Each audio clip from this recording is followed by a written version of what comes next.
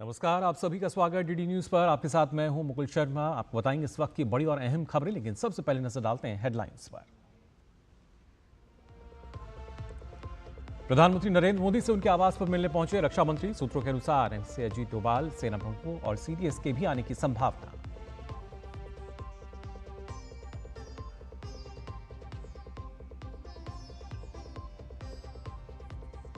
पहलगाम आतंकी हमले की जम्मू कश्मीर विधानसभा में निंदा। विशेष सत्र में पीड़ितों को दी गई श्रद्धांजलि।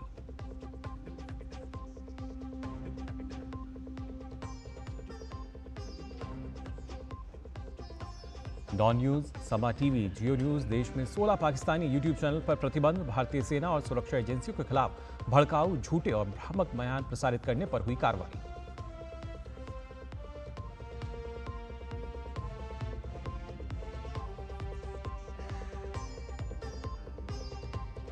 भारत फ्रांस के बीच आज होगी डिफेंस डील। 63,000 करोड़ रुपए में भारत खरीदेगा 26 रफाल मरीन लड़ाकू विमान।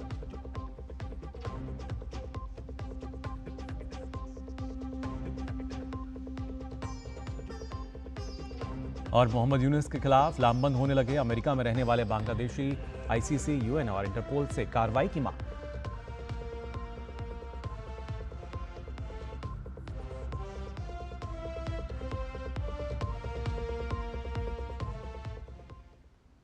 और आइए बुलेटिन की शुरुआत करते हैं इस वक्त की बड़ी खबर से। जी हां, इस वक्त की बड़ी खबर आपको बता दें, प्रधानमंत्री नरेंद्र मोदी से मिलने उनके आवास पर पहुंचे हैं रक्षा मंत्री राजनाथ सिंह। इस वक्त की बड़ी खबर आपको बता रहे हैं, जहां पर रक्षा मंत्री राजनाथ सिंह जो हैं पीएम आवास पर पहुंचे हैं प्रधानमंत्री नरेंद्र मोदी से मुलाकात करने। और साथ ही सूत्रों के अनुसार अगर बात की जाए तो एनएसए अजीत डोभाल भी मुलाकात करेंगे, साथ होंगे। और इसके अलावा सेना प्रमुखों के भी साथ होने की संभावना जताई जा रही है। तो इस वक्त की बड़ी खबर आपको बता रहे हैं कि महत्वपूर्ण बैठक, सीडीएस अनिल चौहान के आने की भी इसमें उम्मीद है। प्रधानमंत्री नरेंद्र मोदी से उनके आवास पर मिलने पहुंचे हैं रक्षा मंत्री राजनाथ सिंह।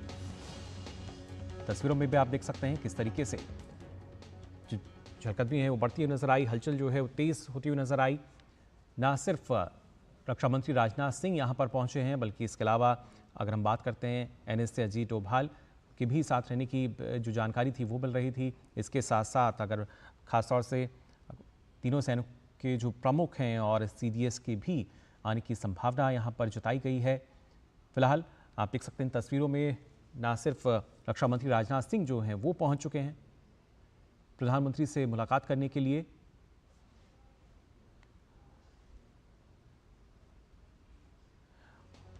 और आपको लगातार आपको बता रहे हैं इस वक्त की बड़ी खबर, सीडीएस अनिल चौहान के आने की भी यहाँ पर उम्मीद जताई जा रही है। इसके अलावा तीनों सेनाओं के प्रमुख और साथ ही साथ अजीत डोभाल भी यहाँ मौजूद हो सकते हैं। कल भी अगर बात की जाए तो रक्षा मंत्री और सीडीएस की मुलाकात हुई थी। इस समय लगातार जो हलचल है वो तेज होती हुई नजर आ रही है। प्रधानमंत्री आवास पर पहुंचे हैं रक्षा मंत्री राजनाथ सिंह और साथ ही साथ ये उम्मीद जताई जा रही है कि एनएसए अजीत डोभाल जो हैं वो भी वहाँ पर मौजूद होंगे या पहुँच सकते हैं। और साथ ही जो तीनों सेनाओं के प्रमुख हैं, इसके अलावा सीडीएस की भी आने की उम्मीद है। कल भी हमने देखा था किस तरीके से रक्षा मंत्री राजनाथ सिंह ने मुलाकात की थी सीडीएस के साथ। और आज ये जो कहीं ना कहीं अगर देखा जाए और ज़्यादा हलचल तेज़ होती हुई नज़र आ रही है। फिलहाल क्या कुछ जानकारियाँ बताएंगे आपको।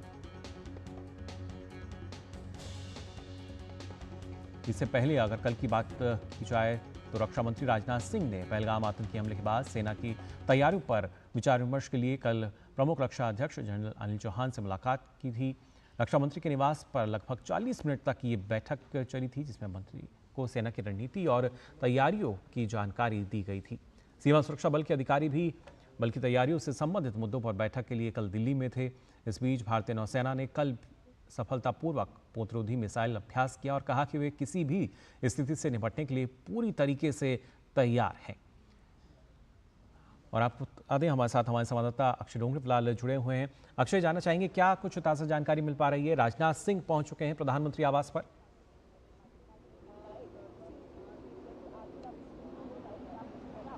बिल्कुल ठीक है आपने। राजनाथ सिंह खुद प्रधानमंत्री नरेंद्र मोदी के आवास पर आ चुके हैं और इस वक्त हम ठीक अब प्रधानमंत्री के आवास के बाहर मौजूद है। काफ़ी ज़्यादा यहाँ पर हलचल सुबह से बढ़ी हुई थी। मीडिया का भी काफ़ी ज़्यादा यहाँ पर सुबह से आना जाना लगा हुआ था और इसी के बाद आपको अगर खबर दें कि अंदर किन किन मुद्दों के ऊपर बात होने की संभावना है, तो पहले जो पहलगाम अटैक के बाद में जिस तरह से भारत और पाकिस्तान के बीच टेंशन बढ़ गई है, प्रधानमंत्री नरेंद्र मोदी ने भी बार बार ये ऐलान कर दिया है कि जो भी पहलगाम में बेकसूर लोगों की जान ली गई है उनका बदला भारत जरूर लेगा और पाकिस्तान के खिलाफ ऐसी कार्रवाई की जाएगी कि आगे वो कभी ऐसा करने की सोच भी ना सके। इसीलिए एक बार हम देख रहे हैं कि लगातार बैठक के बाद बैठकें बुलाई जा रही है। कल भी हमने देखा, चाहे वो national security adviser Ajit Doval हो या फिर आर्मी, एयरफोर्स और नेवी के जितने भी तीनों अध्यक्ष है, उन तीनों के अध्यक्ष हो या फिर राजनाथ सिंह खुद जो रक्षा मंत्री है, ये सभी एक के बाद एक बैठकें लगातार रख रहे हैं। जिस तरह से स्थिति इस वक्त एलओसी के ऊपर भी नाजुक बनी हुई है, उसके ऊपर भी एक तरह से नजर रखी जा रही है। और जो एक और अहम मुद्दा है जिसके बारे में आज एक चर्चा होनी बेहद जरूरी है, वो है राफेल एम की डील, यानी कि 26 जो इंडियन नेवी के लिए जो 26 नए राफेल एम यानी कि राफेल मरीन वेरिएंट जो खरीदे जाने हैं, उसके ऊपर भी सौदा आज होने की उम्मीद है। तो ये सभी महत्वपूर्ण चीजें हैं जिनको लेकर प्रधानमंत्री नरेंद्र मोदी रक्षा मंत्री के साथ बातचीत कर सकते हैं। हर चीज को लेकर एक तरह से प्रधानमंत्री नरेंद्र मोदी को अपडेट किया जा रहा है। वे खुद भी हर चीज को लेकर तीखी तो उन्होंने नजर बना रखी है, ऊपर से वो हर बात को लेकर अपडेट और निर्देश जो आर्मी चीफ हो या फिर रक्षा मंत्री खुद हो, उन सभी के साथ बात करके एक तरह से एक आपस में राय बनाकर उसके ऊपर फैसले लेने की आगे उम्मीद भी देखी जा रही है। तो बड़ी बड़ी बैठकें हो रही है और बड़े फैसले इनमें लिए जाने की उम्मीद है। बिल्कुल अक्षय, लेकिन क्या सिर्फ यहाँ पे अभी रक्षा मंत्री राजनाथ सिंह पहुंचे हैं, उसके अलावा एनएसए अजीत डोभाल जो हैं, क्या वो भी पहुंचे हैं या इस तरह की संभावना जताई जा रही है तीनों सेनाओं के जो प्रमुख हैं वो, और उसके साथ साथ सीडीएस अनिल चौहान है, वो भी आ सकते हैं?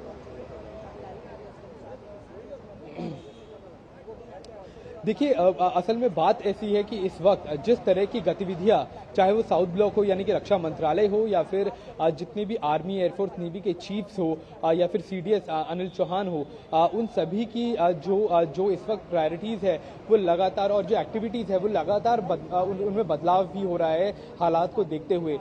तो एक तरह की संभावना जताई जा रही थी कि जब रक्षा मंत्री मिलने जाएंगे प्रधानमंत्री से तो उनके साथ में सीडीएस भी रहेंगे, आर्मी, एयरफोर्स, नेवी के चीफ्स भी रहेंगे और एनएसए अजीत डोभाल भी रहेंगे। तो ये पुष्टि हो चुकी है कि रक्षा मंत्री पहुंच चुके हैं। बाकी अभी जानकारी अंदर से अभी इतनी ही आई है कि रक्षा मंत्री प्रधानमंत्री से मिलने पहुंचे हैं। इसके बाद में देखना होगा कि क्या बाकी अध्यक्ष भी प्रधानमंत्री नरेंद्र मोदी से मिलने जल्द ही पहुंच सकते हैं। तो 11 बजे की मीटिंग का टाइम बताया गया था और वो मीटिंग के लिए रक्षा मंत्री जो सबसे जिनका पहुंचना महत्वपूर्ण था, उनके आने की पुष्टि हो चुकी है। तो मीटिंग एक तरह से शुरू हो चुकी है। अगर बाकी जो छोटी मोटी मीटिंग चल रही है बाकी अध्यक्षों की या फिर अजीत डोभाल की, तो जैसे जैसे उनकी मीटिंग पूरी हो रही है वो अपनी अपडेट साझा प्रधानमंत्री के साथ में कर रहे हैं। तो मीटिंग से बेहद ज्यादा जरूरी इस वक्त कहीं ना कहीं मोबिलाइजेशन और प्लानिंग को लेकर की जा रही है। किस तरह से प्लानिंग लगातार चेंज हो रही है, प्रधानमंत्री के निर्देशों के हिसाब से ये सारी की सारी एक्टिविटीज भी हो रही है और मीटिंग्स भी चल रही है। तो अभी रक्षा मंत्री पहुंचे हैं और उम्मीद ये जताई जा रही है कि एनएसए अजीत डोभाल भी कुछ समय में यहाँ पर पहुंचने वाले हैं। बिल्कुल अक्षय, लेकिन जिस तरीके से आपने भी कहा कि जो हलचल है वो तेज़ हो रखी है पूरी तरीके से। कल हमने देखा था नौसेना ने अभ्यास किया था और उसके साथ साथ आज राफेल का भी आपने जिक्र किया। क्या माना जाए कि पूरी तरीके से जो भारतीय सेनाएं हैं मुस्तैद हैं?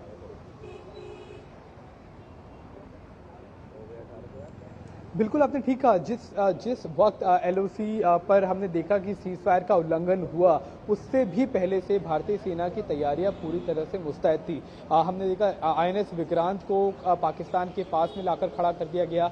वो एक जंगी बेड़ा ही अकेला पाकिस्तान को बर्बाद करने के लिए काफी है। उसके अलावा जो मोबिलाइजेशन है, खासतौर पे जो नॉर्दर्न बेसिस है, चाहे वो उधमपुर का बेस हो या फिर अन्य जो भी एरियल बेसिस है, वहां पर हलचल काफी ज्यादा बढ़ चुकी है, एक्टिविटीज काफी बढ़ चुकी है। जितने भी रेडार है उनकी पूरी की पूरी पैनी नजर इस वक्त पाकिस्तान के ऊपर जो हो रही एरियल गतिविधि है उसके ऊपर है। हमने ये भी देखा है कि पाकिस्तान में भी मोबिलाइजेशन लाहौर की बात की जाए या फिर अन्य शहरों की, वहां पर शुरू था, क्योंकि पाकिस्तान की सेनाएं भी जानती है कि जिस तरह का वाकया हुआ है, जिस तरह की गतिविधि में पाकिस्तान की सेना का हाथ रहा है और जैसे लोगों की जान गई है उसको चलते हुए, उसको देखते हुए कहीं ना कहीं डर पाकिस्तान के अंदर भी पूरी तरह से बना हुआ है और उसको लेकर जो भारतीय सेनाएं हैं वो अपनी तैयारी पूरी की पूरी मुस्तैद रखे हुए हैं। बिल्कुल लक्ष्य, और कल भी हमने देखा था जिस तरीके से रक्षा मंत्री राजनाथ सिंह ने मुलाकात की थी सीडीएस अनिल चौहान से, ना सिर्फ जो ताज़ा हालात हैं उस पर चर्चा की गई, बल्कि किस तरीके से जो सेनाएं हैं वो पूरी तरीके से तैयार हैं, तमाम बातों पर, अहम बातों पर विचार विमर्श हुआ था। आज क्या माना जाए, उसी की जानकारी जो है वो प्रधानमंत्री को दी जाएगी।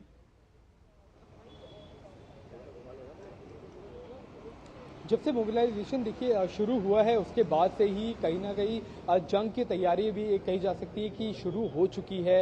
अगर अगर किसी भी तरह से इवेंचुअलिटी की बात की जाए या किसी भी तरह से कोई भी कार्रवाई की बात की जाए तो उससे कई दिनों पहले से तैयारी उसकी शुरू हो जाती है। जिस तरह से पहलगाम का हमला हुआ, भारतीय सेनाएं कोई भी जंग के लिए तैयारियां एक तरह से नहीं कर रही थी पहलगाम हमले से पहले, क्योंकि जो हालात थे वो कहीं ना कहीं सामान्य माने जा रहे थे। सीज फायर एलओसी के ऊपर बरकरार था, लेकिन जो ये नापाक मंसूबे पाकिस्तान ने दिखाए हैं उसके बाद समय की कहीं ना कहीं थोड़ी शॉर्टेज थी। उसको लेकर जितनी भी सेनाएं हैं, चाहे वो थल सेना हो, जल वायु सेना हो या फिर नौसेना हो, उन सभी की तैयारियां पूरी तरह से जारी है। न सिर्फ दिन में बल्कि रात को भी उनकी तैयारियां चल रही है। और जैसे जैसे तैयारियां हो रही है, स्टॉक पाइल्स, चाहे वेपन्स हो, एम्यूनिशंस हो, ड्रोन्स हो, सर्वेलेंस हो, या फिर जो एरियल रेडीनेस है उसकी बात की जाए तो उन सभी को लेकर जो भी गतिविधियां हो रही है उसकी ताजा अपडेट रक्षा मंत्री को भी दी जा रही है। और रक्षा मंत्री के बाद में रक्षा मंत्री उस डिटेल को प्रधानमंत्री तक पहुंचा रहे हैं। तो जो अगर टॉप लीडरशिप की बात की जाए तो उन सभी की नजरें इस वक्त इस पूरी गतिविधि के ऊपर मौजूद है। अब इन्होंने अपनी नजरें इसके ऊपर बनाए रखी है और तैयारियां भी उसी हिसाब से चल रही है कि किसी भी तरह से अगर कोई भी घटना घटती है या फिर पाकिस्तान एक बार फिर से अगर कुछ उकसाने की कोई कार्रवाई करता है तो उसको मुंह तोड़ जवाब दिया जाए और ऐसा जवाब दिया जाए कि आगे आने वाले भविष्य में कभी भी पाकिस्तान इस तरह से बेकसूर लोगों की हत्या करने की हिम्मत ना दिखा पाए। जी बिल्कुल, और खासतौर से लगातार इसी दिशा में शायद जो कार्रवाई है उसकी उम्मीद भी जताई जा रही थी। लेकिन खासतौर से राफेल की अगर बात की जाए, क्योंकि भारत और फ्रांस के बीच खासतौर से जो डील है अगर इसको देखते हैं, कितनी मजबूती इसके बाद हम मान सकते हैं कि जो सेना का बेड़ा है वो और मजबूत होता हुआ नजर आएगा। देखिए काफ़ी ज़्यादा फर्क पड़ने वाला है, क्योंकि अगर अभी बात की जाए तो भारत के पास 2 एयरक्राफ्ट कैरियर्स है, आईएनएस विक्रांत और आईएनएस विक्रमादित्य। अब इन सभी जो एयरक्राफ्ट है उनके ऊपर एक बड़ी संख्या में जंगी बेड़े को तैनात किया जा सकता है। लेकिन अगर इक्विपमेंट की बात की जाए तो इस वक्त भारतीय नौसेना के पास में मिग 29 के जो वेरियंट है एयरक्राफ्ट का, नेवल वेरियंट है, वो है, चाहे वो आईएनएस विक्रमादित्य की बात की जाए या फिर आईएनएस विक्रांत की। तो अब कहीं ना कहीं जो एजिंग हो रही है या फिर वो जो उनकी उम्र एक तरह से अब अपने रिटायरमेंट की तरफ ये जंगी बेड़े पहुंच रहे हैं, तो उसको लेकर भारत ने कई दशकों पहले ही तैयारियां अपनी शुरू कर दी थी। और वो तैयारियां थी कि स्वदेशी एक नेवल वेरिएंट का लड़ाकू जहाज बनाया जाए जिसका नाम टेड बीएफ रखा गया है।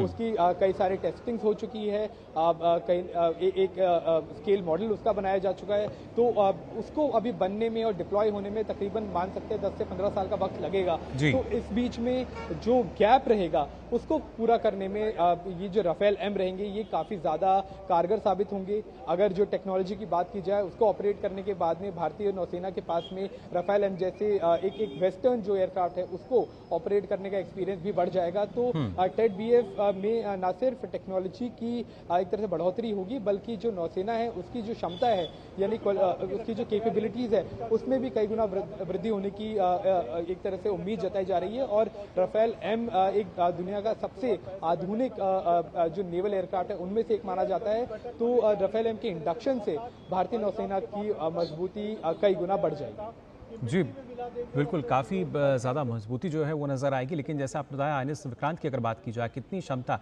अगर जिस तरीके से अभी जो 26 राफेल एम है जो कि इस डील के तहत भारत के पास होंगे, कितनी क्षमता आईएनएस विक्रांत की हम मान सकते हैं? अगर बात की जाए राफेल एम की तो उन्हें आने में तकरीबन 3 से 4 साल का वक्त देखिए लगेगा। अगर एक असेसमेंट की बात की जाए तो राफेल एम के आने से शक्ति में वृद्धि तो होगी ही, लेकिन अगर आईएनएस विक्रांत की एज इट इज अगर जो अभी उनके पास बेड़ा मौजूद है, चाहे वो फिक्स विंग एयरक्राफ्ट हो या फिर जो हेलीकॉप्टर्स होते हैं उनकी बात की जाए, अगर वैसे एयरक्राफ्ट हो तो उनको ढोने की क्षमता काफी ज्यादा है। स्वदेशी निर्मित है तो स्पेयर पार्ट्स को लेकर ज्यादा कोई चिंता की बात नहीं है। खुद अपनी टेक्नोलॉजी टेक्नोलॉजी है, तो उसको देखते हुए उसको मॉडिफिकेशन में उसकी आसानी रहती है। तो अभी भी 45 तकरीबन एयरक्राफ्ट INS विक्रांत ले जा सकता है, कैरी कर सकता है। तो 45 एयरक्राफ्ट जो एक और उसके आसपास अगर INS विक्रांत की बात की जाए तो ये एयरक्राफ्ट कैरियर अकेले नहीं चलते, ये पूरा एक एयरक्राफ्ट कैरियर ग्रुप अपने साथ लेकर चलते हैं। यानी कि अगर एयरक्राफ्ट कैरियर रहेगा तो उसके साथ में डिस्ट्रॉयर्स, फ्रिगेट्स, कॉर्वेट्स, अन्य तरह के जो पानी के जहाज होते हैं वो रहेंगे, लड़ाकू जहाज रहेंगे। तो क्षमता तो बढ़ेगी ही, ये तो निश्चित तौर की बात है। बल्कि INS विक्रांत का पाकिस्तान के नजदीक होना भी उनके रूह एक तरह से कपाने के लिए काफी है, क्योंकि पाकिस्तान के पास अपना खुद का कोई भी एयरक्राफ्ट कैरियर नहीं है। भारत उन चंद देशों में शामिल है जो ना सिर्फ दो एयरक्राफ्ट रखता है बल्कि एयरक्राफ्ट कैरियर बनाने की क्षमता भी रखता है। तो कोई बराबरी इन दोनों देशों के बीच में नहीं है अगर टेक्नोलॉजी की बात की जाए तो। और इसी को देखते हुए पाकिस्तान के अंदर साफ तौर पे खौफ देखा जा रहा है। बिल्कुल, जो कंपन शायद समुद्र में हो रहा है INS विक्रांत से, वही कंपन शायद पाकिस्तान तक भी पहुंच रहा होगा। पाकिस्तान में काफी ज्यादा बमबारी जी, जाहिर तौर पर अक्षय, फिलहाल बहुत बहुत शुक्रिया आपका, दोबारा आपसे अपडेट के लिए हम जुड़ेंगे, बहुत बहुत धन्यवाद आपका। तो अक्षय, हम बता रहे थे कि किस तरीके से प्रधानमंत्री आवास पर राजनाथ सिंह जो हैं वो पहुंचे हैं, रक्षा मंत्री राजनाथ सिंह, और लगातार जो हलचल है तेज़ होती नजर आ रही है। सेनाओं की अगर बात की जाए, खासतौर से जो डील हो रही है उसके तहत आपको बता दें, राफेल मरीन जो है एक मल्टी रोल फाइटर जेट है, ये विशेष रूप से नौसैनिक संचालन के लिए इसको डिज़ाइन किया गया है। किस तरीके से वहाँ पे इसकी जो क्षमता है वो बढ़ती हुई नज़र आती है।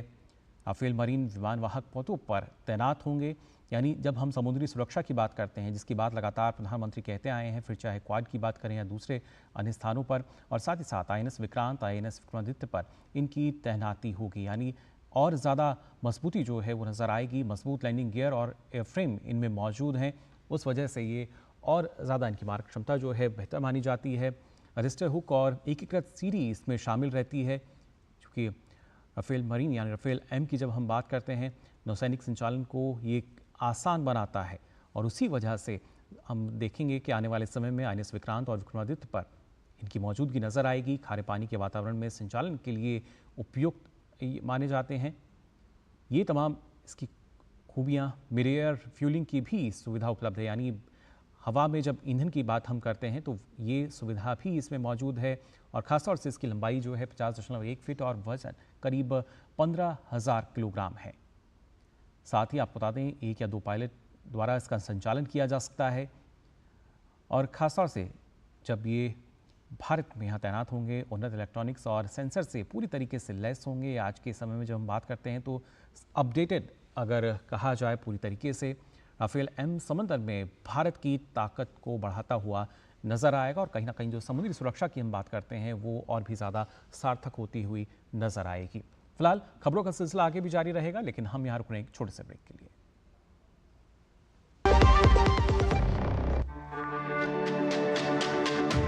मेरी पसंद, मेरी पसंद, मेरी पसंद, मेरी पसंद, हमारी पसंद, हम सबकी पसंद। मजबूत देश का मजबूत सरिया हो गया स्टील। जो लक्ष्य चुना था समझ आने लगा है। GLA यूनिवर्सिटी, उच्च लक्ष्य की निश्चित प्राप्ति। ब्रेक के बाद आप सभी का एक बार फिर स्वागत। DD न्यूज़ पर आइए खबरों में आगे बढ़ते हैं। जम्मू कश्मीर विधानसभा में आज विशेष सत्र बुलाया गया। दरअसल कार्यवाही की शुरुआत ही पहलगाम आतंकी हमले के पीड़ितों के लिए मौन रखकर हुई। सभी विधायकों ने उनके लिए 2 मिनट का मौन रखा। उप मुख्यमंत्री सुरेंद्र कुमार चौधरी ने इस हमले की निंदा की और कहा ये सभा इस हमले की निंदा करती है। Innocent civilians at Pahalgam on 22nd April 2025 and resolves that this House unequivocally condemns the heinous, cowardly act that resulted in the loss of innocent lives. Such acts of terror are a direct assault on the ethos of Kashmir. The values enshrined in our Constitution and the spirit of unity, peace and harmony that have long characterized Jammu and Kashmir and our nation. This House stands in full solidarity with the victims and their families.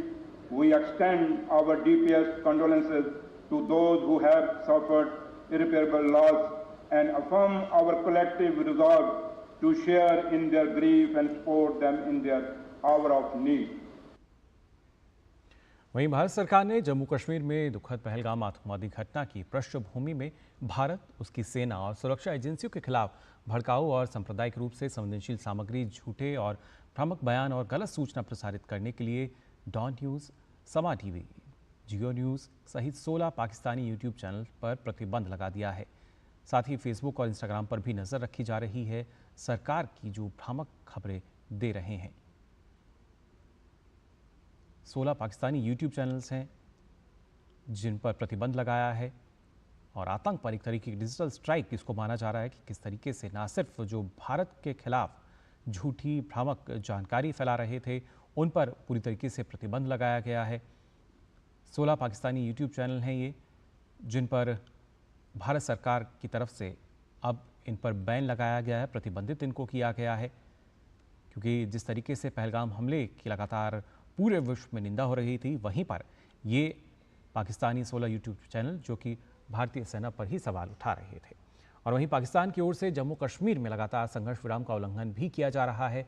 27 और 28 अप्रैल की रात को पाकिस्तानी सेना की चौकियों ने कुपवाड़ा और पुंछ जिलों के विपरीत क्षेत्रों में नियंत्रण रेखा के पार बिना उकसावे के छोटे हथियारों से गोलीबारी शुरू कर दी।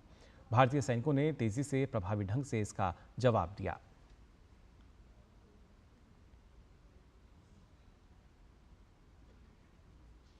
वहीं नेशनल इन्वेस्टिगेशन एजेंसी यानी एनआईए पहलगाम की वेस्टर्न घाटी में हुए आतंकी हमले की जांच में तेजी से जुटी हुई है। एनआईए ने जम्मू कश्मीर पुलिस से केस लेकर नई एफआईआर दर्ज की है और सारे दस्तावेज लिए जा रहे हैं। इस घटना के पहले दिन से ही एनआईए जम्मू कश्मीर पुलिस को जांच में सहयोग कर रही थी। घटना की जांच के लिए आईजी, डीआईजी और एसपी स्तर के अधिकारियों की टीम लगातार काम कर रही है। प्रत्यक्षदर्शियों से पूछताछ भी की जा रही है और साथ ही साथ इन्वेस्टिगेशन में फॉरेंसिक और दूसरे एक्सपर्ट की मदद भी लगातार ली जा रही है। वहीं खुफिया एजेंसियों ने 14 स्थानीय आतंकवादियों की एक सूची तैयार की है। सूत्रों ने जिन आतंकियों के नाम साझा किए हैं उनमें आदिल रहमान, इसके साथ साथ जो कि लश्कर तैयबा से जुड़ा हुआ है।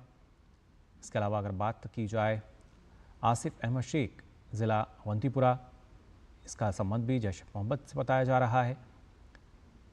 साथ ही इस सूची में एहसान अहमद शेख का नाम है जो कि पुलवामा ज़िले से है और लश्कर तैयबा से जुड़ा हुआ है। इसके अलावा अगर बात की जाए हारिस नज़ीर जो कि पुलवामा ज़िले से ही है और ये भी लश्कर तैयबा से जुड़ा हुआ है। और जो स्थानीय आतंकी हैं उनमें आमिर नज़ीर वानी का भी नाम है।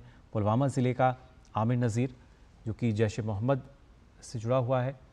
इसके साथ साथ यावर अहमद भट्ट जो कि पुलवामा ज़िले से है और ये भी जैश मोहम्मद के साथ इसका संबंध बताया जा रहा है। वहीं पहलगाम आतंकी हमले के बाद पाकिस्तानी नागरिकों के लिए वीज़ा सेवाएं तत्काल प्रभाव से निलंबित होने के बाद कल शाम अटारी वाघा बॉर्डर बंद होने के समय तक 536 पाकिस्तानी नागरिक अपने देश वापस जा चुके हैं। वहीं 836 भारतीय नागरिक स्वदेश लौट चुके हैं। हालांकि लॉन्ग टर्म वीज़ा रखने वाले हिंदू पाकिस्तानी नागरिक भारत में रह सकते हैं और उनके वीज़ा पर कोई असर नहीं पड़ेगा। तो लगातार जो कवायद है वो तेज़ होती नज़र आई। हमने देखा ना सिर्फ अटारी वाघा बॉर्डर की भी अगर बात की जाए, कल की अगर बात हम करें तो 836 जो भारतीय नागरिक हैं स्वदेश लौटे। हालांकि लॉन्ग टर्म पर जो खासतौर से हिंदू हैं उनकी वीज़ा पर असर नहीं होगा, इस तरह की जानकारी दी जा रही है। हमारे संवाददाता श्रीनगर से अश्विनी मिश्र फिलहाल हमारे साथ जुड़ चुके हैं। अश्विनी, जानना चाहेंगे जिस तरीके से लगातार फिलहाल जो अगर हम दिल्ली की बात करते हैं यहाँ पर हलचल तेज़ है, लेकिन इसके अलावा ना सिर्फ अगर जम्मू कश्मीर की भी बात की जाए और ख़ासतौर से सीमा की हम बात करें, बॉर्डर की बात करें, किस तरीके से लगातार हम देख पा रहे हैं कि ना सिर्फ सीज़ फायर का जो उल्लंघन किया जा रहा है, 27 तारीख की बात की जाए, 28 तारीख की बात की जाए, 2 दिन हमने देखा किस तरीके से पाकिस्तान द्वारा सीज़ फायर का उल्लंघन किया गया और उसके बावजूद अगर देखा जाए जिस तरीके से जो बयानबाजी भी की गई थी उनके अलग अलग मंत्रियों द्वारा और ख़ासतौर से जिस तरीके से ना सिर्फ बयानबाजी हुई बल्कि जो अलग अलग वहाँ पर यूट्यूब चैनल्स हैं जिन पर प्रतिबंध लगाया है भारत सरकार ने, खासतौर से ये काफ़ी महत्वपूर्ण हो जाता है, लेकिन इसके साथ साथ लगातार जो गतिविधियां हैं वो तेज़ होती हुई नज़र आ रही है। वहीं पहलगाम आतंकी हमले के विरोध में लगातार हम आपको बता रहे हैं किस तरीके से प्रदर्शन किए जा रहे हैं। अश्विनी का रुख कर लेते हैं, श्रीनगर से हमारे साथ जुड़े हुए हैं। अश्विनी, जानना चाहेंगे आपसे, जिस तरीके से सीज़ फायर की अगर पहले बात की जाए, सीज़ फायर का उल्लंघन लगातार किया जा रहा है, क्या कुछ ताज़ा जानकारी मिली है? किस तरीके की जो कार्रवाई है वो फिलहाल चल रही है? निश्चित तौर से अगर देखें मुकुल, तो पाकिस्तान की जो नापाक हरकतें हैं वो मुसलसल जारी है, लगातार जारी है। लाइन ऑफ कंट्रोल पर छोटे हथियारों से सीज़ फायर वायलेशन किया गया, जिसका माकूल जवाब सेना द्वारा दिया गया है, तुरंत उसका जवाब दिया गया है जी। कई सारी ऐसी पाकिस्तान से संबंधित जो आतंकवादी हैं उनके यहाँ पर छापे मारे गए हैं, जो पाकिस्तान से संचालित करते यहाँ पर गतिविधियाँ, लेकिन उनके घर जो है कश्मीर घाटी में है, जम्मू में है या फिर इधर कश्मीर में है। डोडा और किश्तवाड़ में कई जगहों पर छापेमारी की गई है। अब तक तकरीबन 10 आतंकवादियों के घर ध्वस्त हो चुके हैं विस्फोट में। हज़ारों से ज़्यादा लोगों को पूछताछ की गई है। पहलगाम में NIA का जो जांच चल रही है उस प्रक्रिया में बहुत सारे ओवरग्राउंड वर्कर्स और साथ ही साथ स्लीपर सेल को चिन्हित कर लिया गया, उनके खिलाफ कार्रवाई की जा रही है जी। विधानसभा का आज विशेष सत्र रखा गया है, ये भी अपने आप में ऐतिहासिक है। आतंकवाद के मामले पर जम्मू कश्मीर विधानसभा ने पहली बार इस तरीके से सत्र आहूत किया गया है और ये मुख्यमंत्री उमर अब्दुल्ला ने इसकी गुजारिश जो है सर्वदलीय बैठक के दिन उपराज्यपाल मनोज सिन्हा से की थी। तो आज वो 10:30 बजे शुरू हुआ। लोगों ने मौन रखकर विधानसभा में पहलगाम में शहीद हुए हमारे निर्दोष नागरिकों के लिए मौन रखकर उन्हें श्रद्धांजलि दी। एक प्रस्ताव सुरेंद्र चौधरी जो उप मुख्यमंत्री हैं उन्होंने सदन में पढ़ा, जिसमें इस जघन्य बर्बर अमानवीय कृत्य की कड़ी निंदा की गई और साथ ही साथ अलग अलग राजनीतिक दलों के लोग इस बारे में अपनी बात रखेंगे दिन भर। और निश्चित तौर से एक अंतिम कहीं ना कहीं एक रेजोल्यूशन आएगा, जो जिस रेजोल्यूशन में आतंकवाद की इस घटना के जघन्यतम क्रूर घटना की निंदा तो होगी ही, दोषियों को कड़ी से कड़ी सजा तुरंत देने की मांग तो होगी ही, साथ ही साथ केंद्र सरकार द्वारा उठाए गए कदमों की समर्थन और केंद्र सरकार द्वारा उठाए गए भविष्य के सभी कदमों का भी समर्थन उसमें देखा जा सकता है। जी बिल्कुल अश्विनी, और उसके साथ साथ जिस तरीके से आप बता रहे थे कि जब हम आतंकियों की बात कर रहे हैं तो जो एक सूची जारी की गई थी जिसमें 14 आतंकियों के नाम थे, क्या उनको लेकर भी और किस तरह की अपडेट अभी तक सामने आई है? किसी को गिरफ्तारी की गई है किसी की? देखिए अधिकतर ये जो 14 आतंकवादियों की सूची जारी की गई है, ये भागे हुए आतंकवादी हैं, भगोड़े हैं, एब्सकॉन्डर हैं, ये पाकिस्तान जा चुके हैं। इनमें से अधिकतर जो है 2021-2022 से सक्रिय आतंकवादी हैं लश्कर तैयबा के। इसमें 8 आतंकवादी हैं, 3 आतंकवादी जैश ए मोहम्मद के और 3 आतंकवादी हिजबुल मुजाहिदीन के हैं जी। इनमें बहुत सारे आतंकवादियों के घरों को विस्फोट में जो है ध्वस्त कर दिया गया है। इन पर कार्रवाई की जा रही। पूरा का पूरा जो इकोसिस्टम यहाँ का था, जो आर्थिक तंत्र था आतंकवाद को मुहैया कराने के लिए, उनको मदद देने के लिए आर्थिक मदद का जो तंत्र था, जो यहाँ पर लॉजिस्टिक सपोर्ट था, जो स्लीपर सेल थे, जो ओवरग्राउंड वर्कर्स थे, उनकी बड़ी संख्या में पहचान की गई है। 14 नाम ये पब्लिक डोमेन में आ गए हैं, लेकिन बाकायदा एक डोजियर तैयार किया गया है जिसमें आतंकवादी गतिविधियों में किसी भी तरीके का समर्थन, सहयोग या फिर सहायता देने वालों लोगों की पहचान की गई और उनके खिलाफ कड़ी कार्रवाई की जा रही है। तकरीबन 10 मकान विस्फोट में ध्वस्त हो गए हैं और उससे बड़ी बात मैं ये बताऊं कि यहाँ पर इससे पहले राजनीतिक रूप से जो प्रतिक्रियाएं आई हैं, वो प्रतिक्रियाएं ये आई हैं कि आतंकवाद के खिलाफ जो भी कार्रवाई की जा रही है उसका सभी राजनीतिक दल पुरजोर समर्थन करते हैं। और आज की विधानसभा के सत्र में भी आप देखेंगे कि वो इसकी झलक उस प्रस्ताव में दिखेगी जिसमें आतंकवाद की कड़ी भर्त्सना होगी, आतंकवादियों के खिलाफ कठोर कार्रवाई की मांग होगी और केंद्र सरकार के सभी कदमों का समर्थन होगा। बिल्कुल अश्विनी, लेकिन एक और कार्रवाई की गई है जो खासतौर से डिजिटल स्ट्राइक अगर उसको हम कहें, क्योंकि जिस तरीके से 16 यूट्यूब चैनल जो थे उनको प्रतिबंध उन पर लगाया गया है भारत सरकार की तरफ से, जो कि लगातार झूठ फैला रहे थे, प्रमुख जानकारी फैला रहे थे, उसको लेकर भी किस तरह की और प्रतिक्रिया वहाँ पर? देखिए, पाकिस्तान का पूरा अफवाह तंत्र ही लगा रहता है भारत विरोधी गतिविधियों को अंजाम देने में। सभी वहाँ के प्रमुख जो चैनल हैं वो लगातार आग उगल रहे थे, जहर उगल रहे थे, सांप्रदायिक उन्माद की बातें कर रहे थे, उन्माद और प्रोवोकेटिव लैंग्वेजेस का इस्तेमाल कर रहे थे।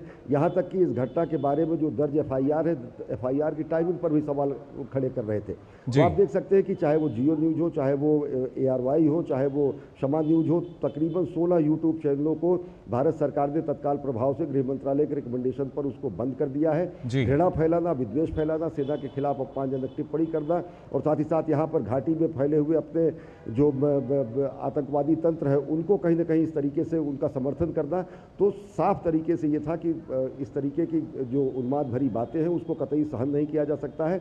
और एक बात मैं और बताऊं, यहाँ पर सामान्य तरीके से केवल दूरदर्शन ही हुआ करता था। 2010, 2014, 2020, 2021 मुसलसल यहाँ पर हम लोगों ने जब रिपोर्टिंग की है तो हम अकेले थे जो हम टेररिस्ट का इस्तेमाल करते थे। घाटी के अधिकतम जो अखबार है वो मिलिटेंट कहते थे। आज स्थितियां बदली हैं। आज सभी राजनीतिक दलों ने इस पूरे के पूरे घटनाक्रम को दहशतगर्दाना, टेररिज्म का अटैक माना है, कहा है। और जो बीबीसी ने, आप देखें कि बीबीसी ने फिर अभी भी इन शब्दों का इस्तेमाल मिलिटेंट का किया है। मिलिटेंट का इस्तेमाल का आप समझे कि जंगजू के लिए या फिर उग्रवादी के लिए या फिर लड़ाके के लिए किया जाता है, लेकिन इस तरीके के निर्दोष लोगों की हत्या किया जाना साफ तरीके से एक्ट ऑफ टेररिज्म है, आतंकवाद है। बहुत सारे एडिटोरियल्स ने, बहुत सारे अखबारों ने बाकायदा मिलिटेंट लिख के उसको काट के फिर बाद में टेररिस्ट करके अपनी हेडलाइंस भी बनाई है, दुनिया ने देखा है। तो एक मानसिकता का परिवर्तन है। लेकिन अभी भी ऐसे जो चैनल, ऐसे भी समाचार तंत्र, ऐसे भी सोशल मीडिया हैंडल्स जो कि दुष्प्रचार कर रहे हैं, अफवाह पैदा कर रहे हैं, सामाजिक विद्वेष पैदा कर रहे हैं, सांप्रदायिकता का जहर घोलने का काम कर रहे हैं, इसे किसी और एंगल से प्रचारित करके अपने क्षुद्र राजनीतिक हित या फिर अन्य हित साधने की कोशिश कर रहे हैं, उन पर भी कड़ी नजर रखी जा रही है। पाकिस्तान के तो चैनल बंद किए ही गए हैं। यूट्यूब चैनल बहुत सारे यहाँ पर जो ट्विटर और सोशल मीडिया हैंडल्स हैं उन पर भी जिस तरीके की आग उगलने वाली और लापरवाह, बेपरवाह, राष्ट्र विरोधी बातें जिनके ऊपर आई है उन पर भी कार्रवाई की जा रही है, FIR दर्ज की गई है, उनको चिन्हित किया गया है, बड़ी संख्या में लोगों को अपने रडार पर भी रखा गया है। और ये माना जा रहा है कि इस लड़ाई में, जो कि आतंकवाद के खिलाफ एक निर्णायक लड़ाई होने वाली है, उसमें एक जिम्मेदार नागरिक की तरफ से, राष्ट्रभक्त की तरफ से, बगैर किसी राजनीतिक विद्वेष और राजनीतिक हितों को देखते हुए सबको एकजुट होकर इसकी भर्त्सना करनी चाहिए और एकजुटता का प्रदर्शन करना चाहिए। जी बिल्कुल। साथ ही अश्विनी, अगर बात यहाँ की जाए कि किस तरीके से लगातार जो अलग अलग प्रदर्शन किए जा रहे हैं, आप देख सकते हैं ये नई दिल्ली से, जहाँ पे आयुष्मान कार्ड जो है वो वितरित किए जा रहे हैं। CM रेखा गुप्ता यहाँ मौजूद हैं, साथ ही साथ केंद्रीय मंत्री भी मौजूद।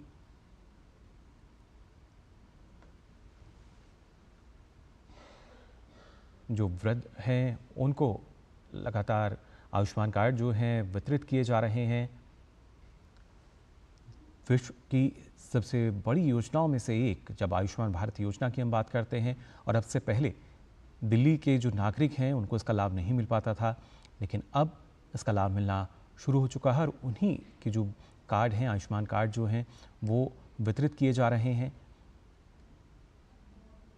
स्वस्थ भारत की जो परिकल्पना है उसको सार्थक करने के लिए विश्व की सबसे बड़ी स्वास्थ्य बीमा योजना ये, जिसका लाभ अब राजधानी दिल्ली के जो निवासी हैं उनको भी मिलेगा। जो वरिष्ठ हैं, वृद्धजन हैं, किस तरीके से स्वास्थ्य संबंधी जब अलग अलग समस्याएं रहती हैं तो उसके निवारण के लिए समाधान के तौर पर अब आयुष्मान कार्ड जो है वो मौजूद होगा उनके पास और उसी का यहाँ पर वितरण हो रहा है। इन तस्वीरों में भी आप देख सकते हैं किस तरीके से जो अलग अलग लोग यहाँ पहुँच रहे हैं उनको आयुष्मान कार्ड वितरित किए जा रहे हैं। अब दिल्ली सरकार द्वारा संचालित, और अब इसके बाद श्री केहर सिंह, गुरु नानक नगर, नई दिल्ली।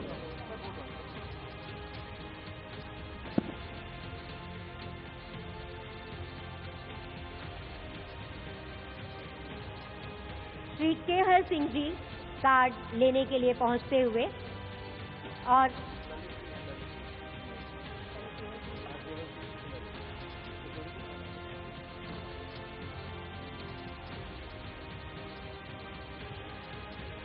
अब श्री केवल सिंह जी RZ 60 ख्याला से कार्ड को प्राप्त करने के लिए जाते हुए श्री केवल सिंह जी, और मेरा अनुरोध है आप सभी से, इस योजना की इतने अच्छे शुभारंभ के लिए जोरदार तालियां तो बजती रहनी चाहिए।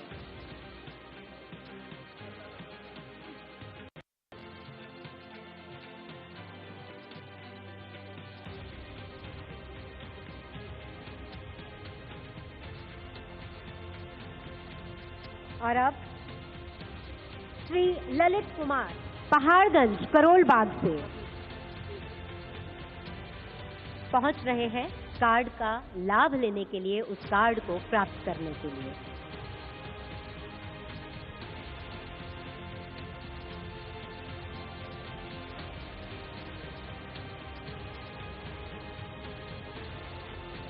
और अब इसी क्रम में आगे श्रीमती नहापी देवी गांव जगतपुर सिविल लाइन से जो गृहिणी हैं, इस कार्ड का लाभ प्राप्त करने हेतु आगे बढ़ते हुए हमारे सभी माननीयों को ये वरिष्ठगण आशीर्वाद दे रहे हैं, क्योंकि ये योजना उनके लिए शुरू की गई है।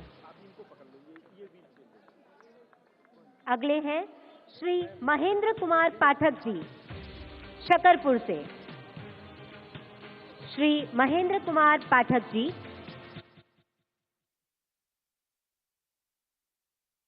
ये कार्ड प्राप्त करते हुए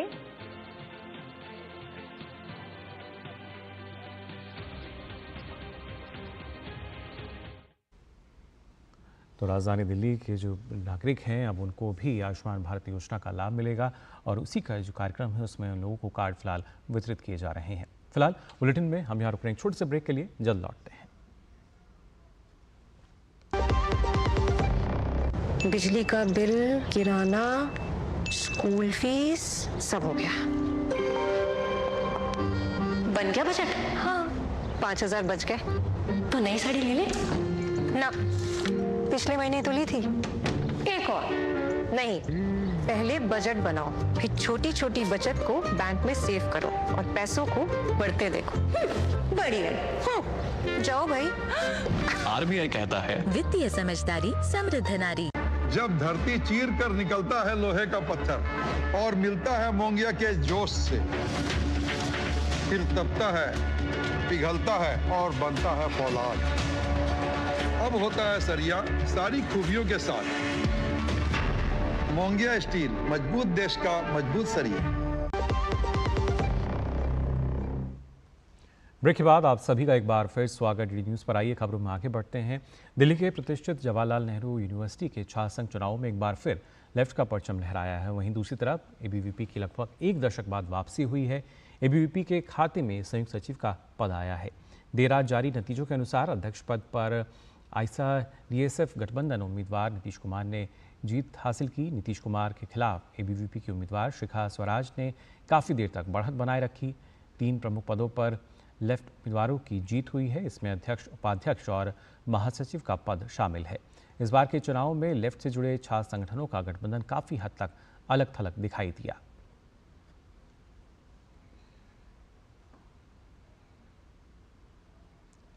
जेएनयू छात्र संघ चुनाव, जहां पर लेफ्ट और इसके साथ साथ एबीवीपी को भी एक सीट मिली।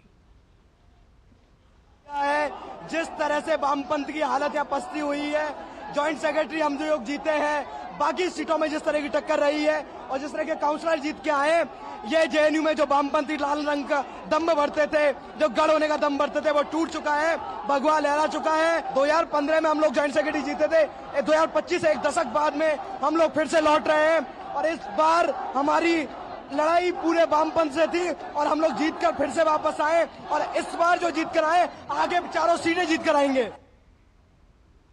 तो लगातार यहाँ अपनी जीत को लेकर काफ़ी आश्वस्त नजर आ रहे थे और उन्होंने कहा कि आगे भी जो हमारी सीट है वो बढ़ती नजर आएंगी। फिलहाल हमारे संवाददाता निशांत राय जेएनयू से हमारे साथ जुड़ चुके हैं।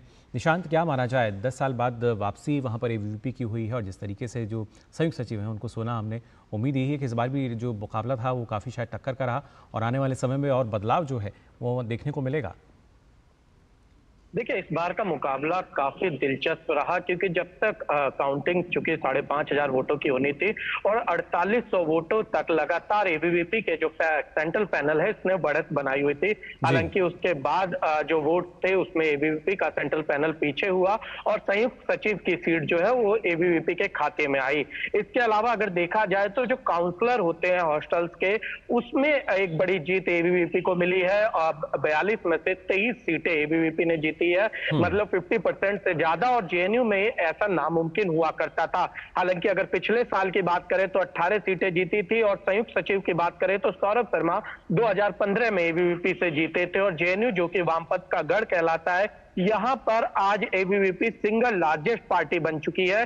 पिछली बार भी सिंगल लार्जेस्ट पार्टी थी, क्योंकि अगर आयशा की बात करें तो उसने डीएसएफ के साथ मिलकर चुनाव लड़ा और 2 गठबंधन में ये जीत हासिल हुई। चाहे अध्यक्ष के पद की बात करें नीतीश कुमार की, उपाध्यक्ष पद की बात करें या जनरल सेक्रेटरी की पोस्ट की बात करें, वहीं एबीवीपी ने पूरा चुनाव अकेले अपने दम पर लड़ा।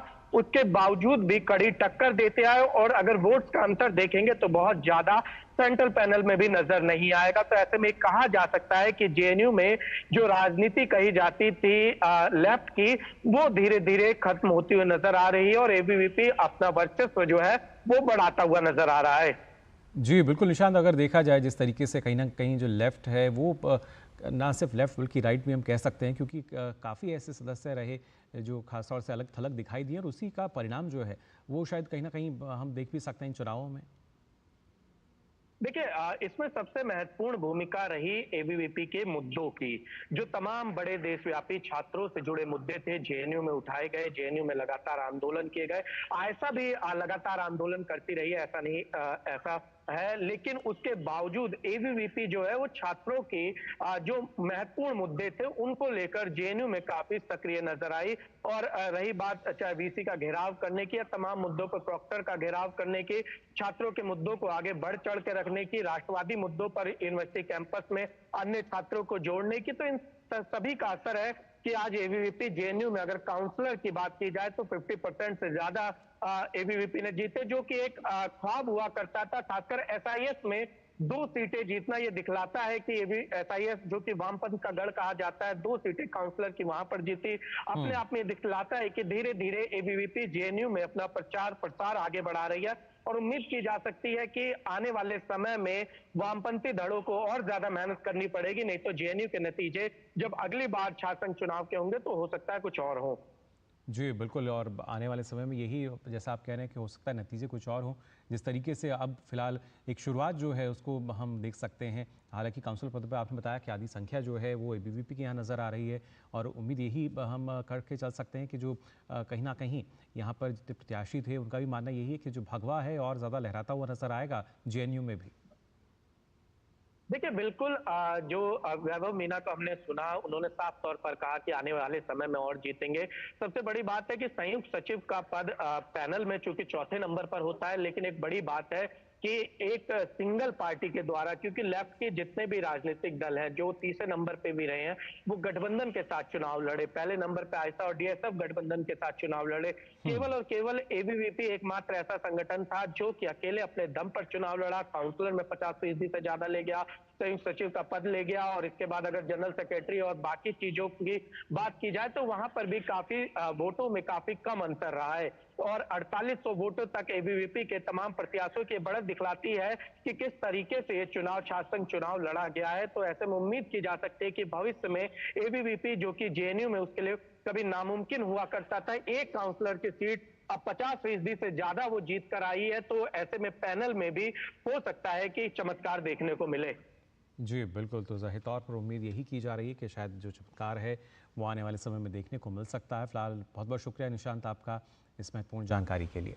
तो हमारे संवाददाता निशांत राय बता रहे थे किस तरीके से जेएनयू पे जो वहाँ पर इलेक्शन हुए हैं छात्र संघ के, उसमें किस तरीके से एबीवीपी की जो है वो उभर कर नजर आई और आने वाले समय में और इसका परचम लहराता हुआ नजर आ सकता है।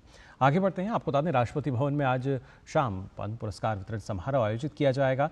राष्ट्रपति द्रौपदी मुर्मू साल 2025 के पहले नागरिक सम्मान समारोह में पद्म पुरस्कार प्रदान करेंगी।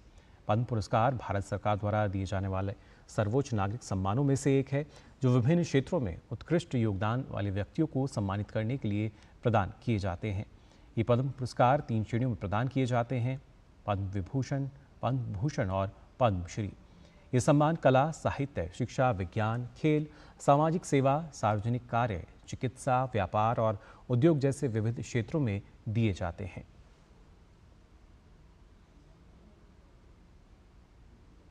खबर पंजाब से, जहां पंजाब सरकार के खिलाफ किसानों ने मोर्चा खोल दिया है। दरअसल 4 मई को केंद्र सरकार और किसान नेताओं के बीच बैठक होगी। इससे पहले किसान संगठनों ने 4 मई को होने वाली बैठक में पंजाब सरकार को दूर रखने की मांग की है। किसान नेता जगजीत सिंह डलेवाल अभी तक पंजाब सरकार की कार्रवाई को भूले नहीं हैं। अपने ताज़ा बयान में उन्होंने कहा कि पिछली बैठक में 19 मार्च को चंडीगढ़ में सौहार्दपूर्ण माहौल में हुई थी, लेकिन बैठक खत्म होने के बाद पंजाब सरकार ने किसान नेताओं को धोखे से गिरफ्तार करके जेल भेज दिया। केंद्र सरकार की तरफ से एग्रीकल्चर मिनिस्ट्री की तरफ से जो हमें लेटर आया, उसमें हमें इन्विटेशन दी गई है कि 4 मई की आपकी बैठक होगी और उसमें समय और स्थान तय किया गया है। और एक बात उसमें ये भी कही गई है कि केंद्र सरकार और पंजाब सरकार के नुमाइंदे उस बैठक में शामिल रहेंगे। पंजाब सरकार की तरफ से 19 तारीख को किसानों को मीटिंग में बुलाकर और बाहर निकलते ही गिरफ्तार किया गया और इसके वजह से पूरे देश के किसानों को नाराजगी है। किसानों का समय अभिमान को ठेस पहुंचाने का काम किया पंजाब सरकार। वहीं उत्तर प्रदेश सरकार ने नेपाल सीमा से सटे जिलों में अवैध कब्जों पर कार्रवाई शुरू कर दी है। विशेष अभियान में कई जिलों में बड़ी तादाद में अतिक्रमण हटाए गए हैं। बहराइच में निवासी अवैध कब्जेदारों पर कार्रवाई हुई, तो वहीं श्रावस्ती में भी 17 अवैध मदरसों के अलावा 119 अवैध कब्जे मुक्त कराए गए। सिद्धार्थनगर में 11 और महाराजगंज में 19 अवैध संरचनाओं पर भी बड़ी कार्रवाई हुई है। बलरामपुर में सरकारी भूमि पर कुल 7 अवैध कब्जे चिन्हित किए गए हैं। इनमें से बलरामपुर तहसील में 5 और तुलसीपुर तहसील में 2 अवैध कब्जे शामिल हैं। इनमें 2 अवैध कब्जेदारों ने शासन के चिन्हित किए जाने के बाद स्वतः कब्जा हटा लिया। यूपी सरकार ने स्पष्ट किया है कि नेपाल सीमा के 10 से 15 किलोमीटर के दायरे में किसी भी प्रकार के अवैध कब्जे, धार्मिक या शैक्षणिक संस्थान के अवैध संचालन को बर्दाश्त नहीं किया जाएगा। प्रशासन को निर्देश दिए गए हैं कि चिन्हित अतिक्रमणों को जल्दी से हटाया जाए और नियमित मॉनिटरिंग की जाए।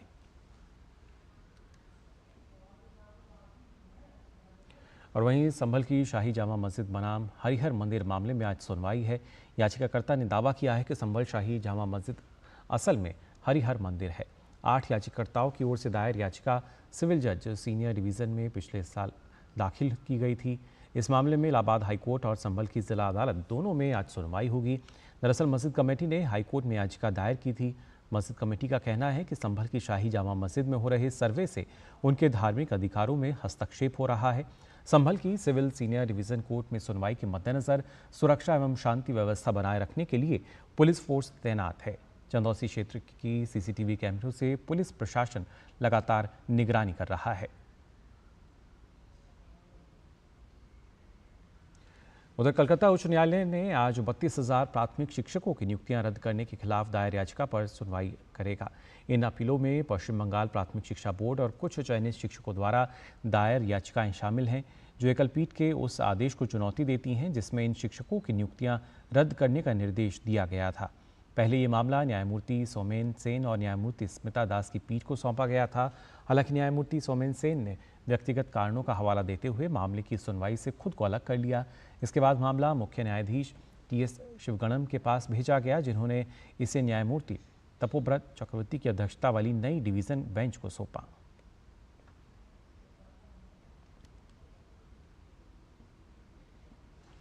और आपको बता दें, कोविड के कारण घर से काम करने की प्रथा शुरू होने के बाद केंद्र सरकार अपने गृहनगर में नौकरी के अभिनव विचार पर काम कर रही है। यदि ये पहल सफल होती है तो पहली बार नौकरी चाहने वालों को रोजगार के लिए अपना मूल स्थान छोड़ने या अन्य शहरों में जाने की आवश्यकता नहीं होगी।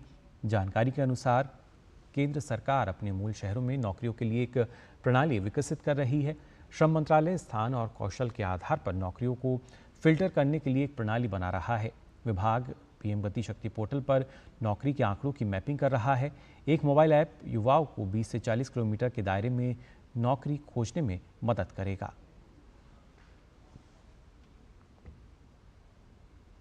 वहीं केंद्र सरकार ने सभी के लिए चेतावनी जारी करते हुए कहा है कि पब्लिक वाईफाई नेटवर्क का इस्तेमाल करके पैसे से जुड़े लेन देन और संवेदनशील गतिविधियां ना करें। दरअसल केंद्र सरकार की ओर से कहा गया है कि एयरपोर्ट, कॉफ़ी शॉप और सार्वजनिक स्थानों पर मुफ्त पब्लिक वाईफाई सुविधाजनक लग सकता है, लेकिन ये आपकी प्राइवेट और फाइनेंशियल जानकारी के लिए बहुत रिस्की हो सकता है। दरअसल इसमें से कई पब्लिक वाईफाई नेटवर्क उचित रूप से सुरक्षित नहीं हैं, जिससे वे हैकर्स और स्कैमर्स के लिए आसान टारगेट बन जाते हैं।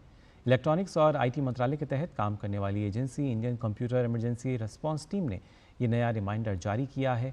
एडवाइजरी में नागरिकों को पब्लिक वाईफाई नेटवर्क पर बैंकिंग या ऑनलाइन शॉपिंग जैसी संवेदनशील गतिविधियां करने को लेकर आगाह किया गया है। Indian computer emergency response team ने बताया कि साइबर क्रिमिनल पब्लिक वाईफाई पर अनसिक्योर कनेक्शन को आसानी से हैक कर सकते हैं, जिससे यूजर्स को डेटा चोरी और फाइनेंशियल नुकसान का सामना करना पड़ सकता है। सरकार ने लोगों को सलाह दी है कि वैसे नेटवर्क से जुड़ने पर ट्रांजैक्शन करने या पर्सनल जानकारी दर्ज करने से बचें। और बात केदारनाथ धाम की। जी हां, श्री केदारनाथ धाम के कपाट 2 मई को खुलेंगे। इससे पहले श्री केदारनाथ धाम को फूलों से सजाया जा रहा है। उत्तराखंड के मुख्यमंत्री पुष्कर सिंह धामी ने सोशल मीडिया पर इसका वीडियो भी साझा किया।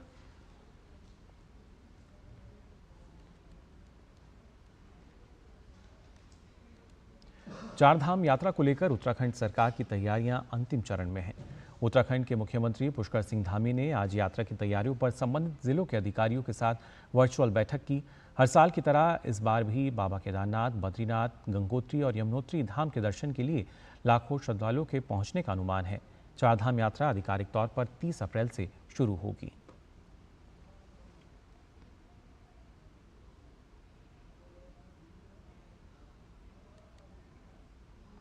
बांग्लादेश की अंतरिम सरकार के मुख्य सलाहकार मोहम्मद यूनुस की मुश्किलें कम नहीं हो रही हैं। दरअसल बांग्लादेश में अब प्रवासी बांग्लादेशियों ने ही यूनुस के खिलाफ मोर्चा खोल दिया है।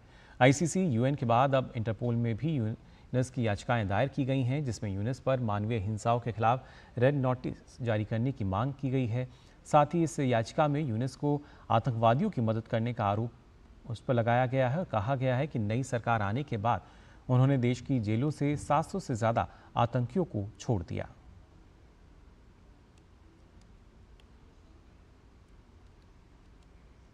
खबर खेल जगत से। इंडियन प्रीमियर लीग में आज होने वाले मैच में राजस्थान रॉयल्स का सामना गुजरात टाइटंस से होगा। ये मैच जयपुर में खेला जाएगा। गुजरात टाइटंस के 8 मैच में 12 अंक हैं और वो अंक तालिका में दूसरे स्थान पर है। वहीं राजस्थान की टीम 9 मैच में 4 अंक के साथ 9वें स्थान पर है। प्लेऑफ की दौड़ में बने रहने के लिए राजस्थान के लिए मैच जीतना बेहद ज़रूरी है।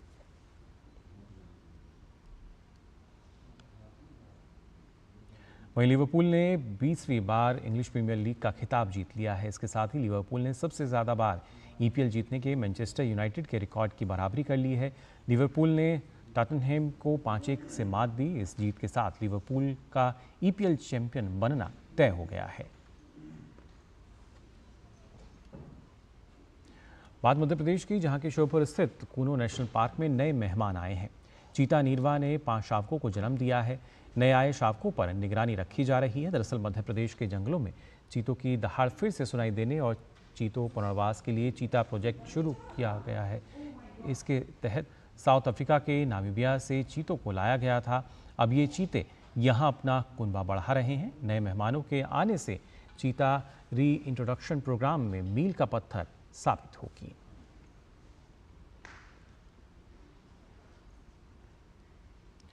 तो फिलहाल के लिए इस बुलेटिन में बस इतना ही, लेकिन देश और दुनिया की तमाम खबरों के लिए आप देखते रहिए डीडी न्यूज़। मुझे दीजिए अनुमति। नमस्कार।